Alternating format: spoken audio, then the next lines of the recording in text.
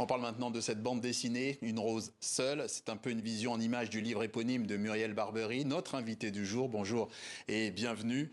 Le roman initial paru il y a 4 ans raconte l'histoire d'un deuil. Cette BD est toujours l'histoire de ce deuil et de cette recherche de ses origines pour Rose, une jeune quadragénaire française qui se rend à Kyoto après la mort de son père, japonais qu'elle n'a jamais connu. Au fil du parcours de Rose, diriez-vous qu'il y a cette quête, savoir d'où je viens pour savoir qui je suis? Oui, Une rose seule raconte exactement ça. Et il y a un autre personnage dans l'histoire qui va participer de cette histoire de deuil, c'est Kyoto, puisque tout se passe dans la ville de Kyoto, où j'ai vécu moi-même 2 ans. Et j'ai fait cheminer mon héroïne sur le chemin du deuil, mais aussi sur le chemin des temples, des allées de Kyoto, en pensant que la ville aurait sur elle un effet consolateur et un effet transformateur. Un effet effectivement de renaissance aussi, d'une Oui, certaine de manière. naissance même presque, puisque l'héroïne dit au début qu'elle a jamais vécu encore et elle arrive dans une profonde dépression dans cette ville qui va changer totalement son destin. Oui, parce qu'effectivement, son père est mort et elle a déjà perdu sa mère. Mais enfin, c'est vrai que d'une certaine manière, vous avez laissé la liberté à la mangaka Kan Takahama d'adapter votre roman. Pourquoi avoir voulu finalement transformer ce livre ou lui donner une autre vie à travers la BD? Alors d'abord, j'ai été vraiment enchantée de rencontrer Kan à Tokyo, et quand je l'ai rencontré et que j'ai découvert son travail, j'ai été certaine que ça ferait quelque chose de très très beau. Ensuite, parce que, encore une fois, la ville de Kyoto est un personnage tellement important du roman, que j'ai entendu maintes fois des lecteurs me dire, quand je l'ai rencontré, au moment de la sortie du livre, qu'ils étaient allés regarder à quoi ressemblaient les temples et les jardins que je décrivais. Et je pensais donc qu'une matière visuelle sur des descriptions de mots, ce serait très très beau. Et c'est ce qu'a fait Kan, c'est ce qu'elle a réussi à faire avec un talent inouï. Et vous vouliez quelqu'un justement de japonais qui puisse en parler? Oui, je pense que c'était la meilleure idée. Et j'étais aussi très curieuse de voir comment elle allait traiter les personnages occidentaux et comment elle allait traiter les états d'âme des personnages occidentaux. Et elle a fait ça avec une sensibilité et une délicatesse incroyables. Précisément, justement, c'est la rencontre de 2 imaginaires, finalement, le vôtre et celui de Kan Takahama. Est-ce qu'ils correspondent parfaitement, vous le direz, ou est-ce qu'il y a des choses qui sont un petit peu en décalage? Alors, il n'y a pas de décalage sur le fond. J'ai laissé Kan travailler. C'est elle qui a fait l'adaptation. C'est elle qui a réduit les 12 chapitres en 8. C'est elle qui a choisi ce qu'elle gardait et ce qu'elle laissait de côté. J'étais d'accord absolument avec tout. La seule chose sur laquelle je suis intervenue, ce sont les détails.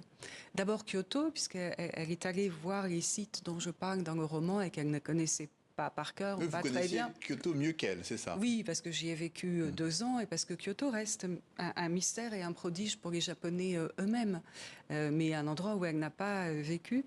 Et puis ensuite, j'ai apporté beaucoup de précisions sur les personnages occidentaux, parce qu'une Japonaise ne sait pas d'emblée comment s'habille une quadragénaire française, parisienne, botaniste.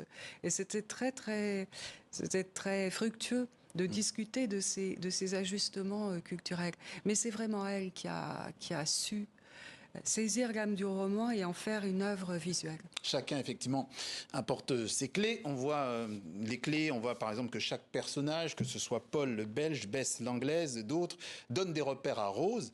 Il y a cette phrase alors de Bess que si on n'est pas prêt à souffrir, on n'est pas prêt à vivre. Alors on comprend quelque part à travers tous ces personnages que le deuil est indissociable de la vie et aussi du sentiment amoureux. Oui, puisque ce que j'avais prévu au début comme une simple errance dans la ville de Kyoto s'est transformé en une histoire de deuil, mais aussi d'amour. Et ça, je ne l'avais pas prévu, mais c'est le cas. Et je trouve que Kan a su montrer le basculement des sentiments avec une infinie intelligence. Vous l'avez dit au début, Kyoto est un personnage à part entière de cette BD et de votre livre également, avec ses jardins, ses temples, il y a de belles aquarelles. Et au milieu de tout ça, eh bien, il y a Rose, vous l'avez aussi évoqué, elle change, elle se transforme. Peut-on dire que elle est gagnée en fait par le Japon, elle est gagnée par cette ville? Absolument. C'est Kyoto qui guérit Rose. Là, il n'y a aucun doute. Oui, vous dites guérir, effectivement, d'une Oui, certaine manière. Oui, c'est quelque part, vraiment c'est ça. un chemin de guérison. Et ce que je ne peux pas faire dans le roman, montrer la ville, je ne peux que la décrire, ce qui est un autre plaisir et une autre jouissance, mais qui n'a pas la force visuelle du dessin de Kan. Elle l'a fait, elle l'a transformé en une magnifique ode à cette ville hors norme, hein, parce que c'est vraiment une ville hors norme, y compris pour les Japonais. Mais vous la montrez quand même, effectivement, à travers les jardins, les temples, mais aussi les bars, les salons de thé. C'est un peu, d'une certaine manière, on a l'impression que c'est aussi un parcours qui permet aux Occidentaux de devenir un peu japonais, en tout cas de s'intégrer effectivement à cette...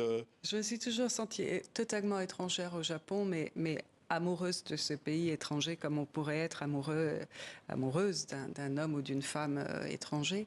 Mais Cannes a travaillé à partir de mes photos aussi, hein, les photos de mes restaurants favoris, oui, parce que j'en ai des centaines, et son souci du détail est remarquable. Ouais. Une rose seule, version BD, version manga ou presque, d'après votre roman Muriel Barbery, une BD parue en France aux éditions Rue de Sèvres. Et on rappelle aussi que vous faites paraître un nouveau livre, Thomas Helder, publié en France aux éditions Actes du Sud. Merci d'être passé par le journal de TV5 Monde. Merci beaucoup.